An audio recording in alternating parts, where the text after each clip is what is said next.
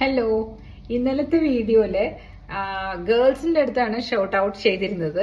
അപ്പോ ഗേൾസിൽ 2-3 പേര് വന്നിട്ട് എനിക്ക് ചോദിക്കുകയാണ്, അപ്പൊ husbands if they are going and complaining about the wives to their mothers, അതിനെന്താ പ്രതിവിധി എന്ന് ഞാൻ പറയാണ്. This is a neutral one. I am just telling either of the spouses should not complain to their respective parents. ഇപ്പോൾ എന്റെ message clear ആയെന്ന് വിചാരിക്കുന്നു.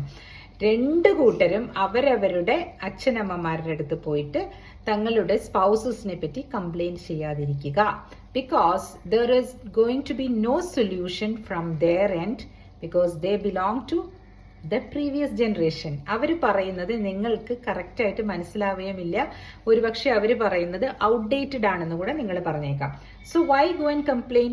Y should you tarnish your spouse's image in front of your parents? Or if the other